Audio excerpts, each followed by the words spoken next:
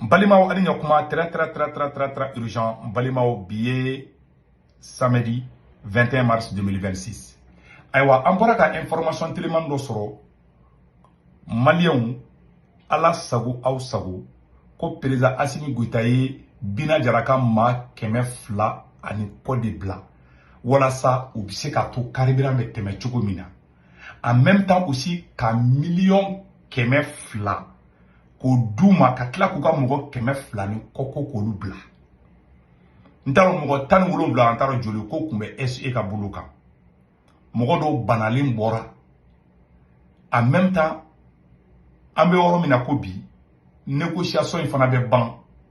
Dans une semaine ou 2 semaines, abo fla ni ate kalo gelen tede ni semaine kele million keme fla. Semaine kele ndaro semaine fla de do. Voilà semaine fla de ni ma fli. Million keme fla. Assimi de di bina jaraka marfatigu ma wala sa marfatigu ka to sitarni be teme chugumi. Assimi Goïta ni baradeke. C'est-à-dire ayere ka fanga no fe. Mugo fagalaw abulu blaga bo kasola mwaldeum fila abulu kasola arasbati be kasola Moussa Marabe kasola Orozu Poivron be kasola abasi nunu ni nema sagara ngumbe be kasola uma mugo faga mais munu nge malleum faga kanga dugu ci kan faw faga kan baw faga abel korane ci Assimi be ku beblabi Assimi be mum blawla ka atere ka foka ba ni ala nyankale korane la Assimi be kake wallahi ça va comme faire ou de bla quoi. Jamana inta tabulu korola bli. Jamana in jashira, jamana in binchuko juwara. Nebe doge mali.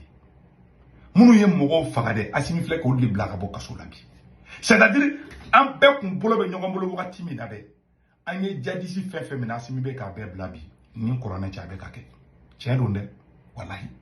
Maintenant il y a information mi gani so. Voilà. Avec un mot bladé, d'abord qu'il y a une semaine, on va voir ça. Que plus de 200 éléments djihadistes ont été libérés hier en contrepartie du carburant qui est arrivé avant-hier à Bamako. Voilà. Quelques terreaux sont sortis malades et sont à la recherche de leur maison. Sont en train de blara kasoro banalindu. C'est-à-dire que Assimi Goïta be ntarama nya fo chugumna ay wardi munu nya fa o fa ka mba o fa Assimi yo de flek ko lu bok kaso de labi ka kla munu banalendu ko lu furake ala ku furake kam anga na folota ambanga taxi munu sara ko kla ko wardo mo keloma olu ga kla ta marfata tuguni kana sigi kana kele tuguni o kele be ba uduma dabla fana Ouma foku bora jadisi la. C'est-à-dire, allez vous bla, allez avec la marfa songo de douma tuguni. Ou bata marfa tatuni ngana klakara kere tuguni. Nous an kere tuguni na le umna tuguni, allez avec la war douma tuguni ou bla ka botuguni. Avec quoi n'embara ndeke. Malé wallahi, inti galo morala. Pour que carburant bedou, malé on ka fokale tchei. C'est-à-dire, au lieu qu'à recrutement ke, aga jamono don faranya ko ganga jaga jamana imbo non. Allez nanadi. Ale somgo a teru a kanumagaw anasiki nyogo munu ko kadai ale be ka jamana joni o klandi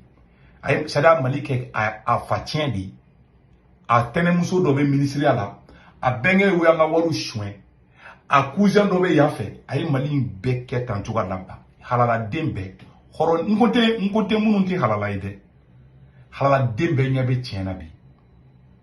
wallahi benya be tiena bi ambe orna ko bi be tien mama ma tien bi o tigi ka intérêt de Assimi Gola soit abe war sur Assimi Gola soit sumu ko do baso mais be tien bi Assimi million keme fla de di jadi suma ka kla ko bla boka sola munu banal ko lu froake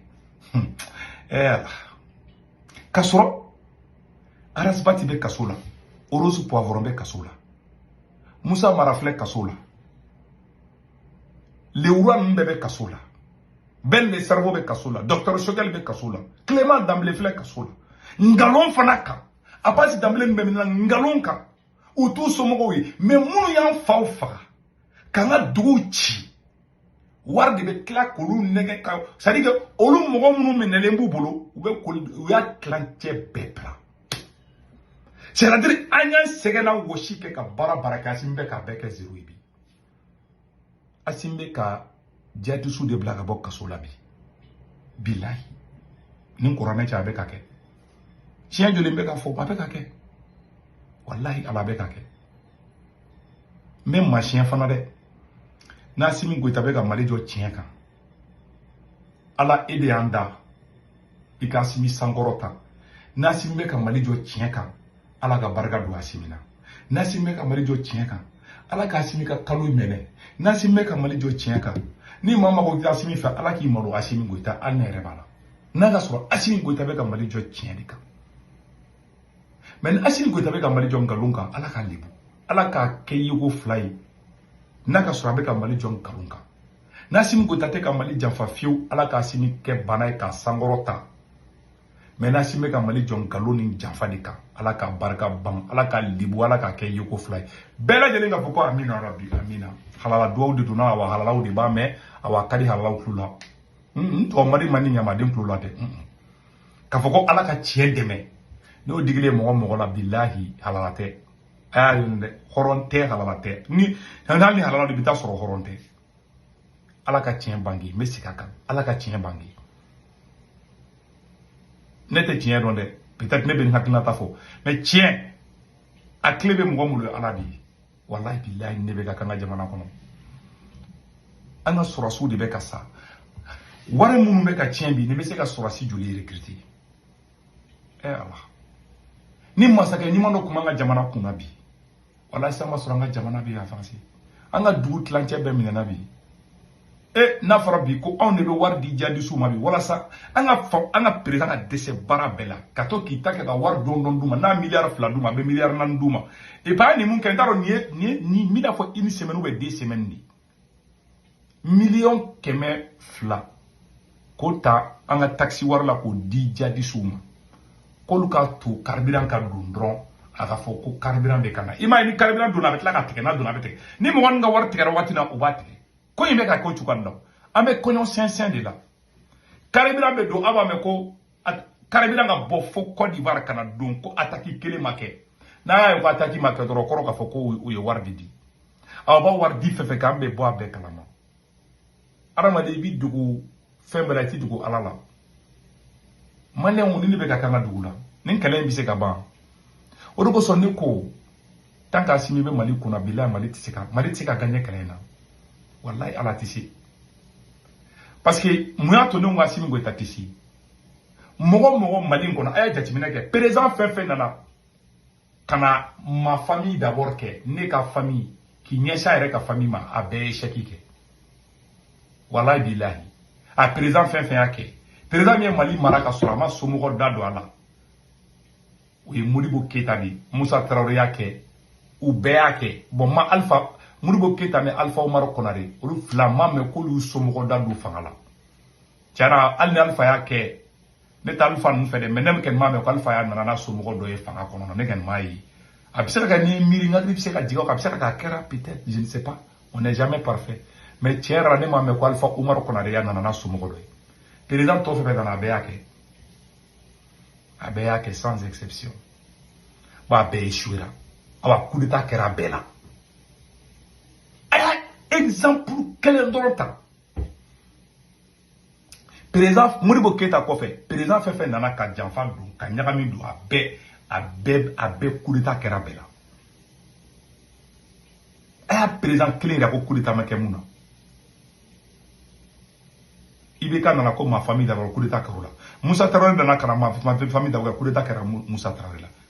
Alpha Umaru Konare nana a y'a ka san 10 don ka bala coup d'état ma k'a la président kelen Modibo Keita kɔfɛ président kelen min bɛ Mali mara ko coup d'état ma k'a la o ye Alpha Umaru Konare de ye 100 ans a bɛ ka Mali mara coup d'état ma k'a la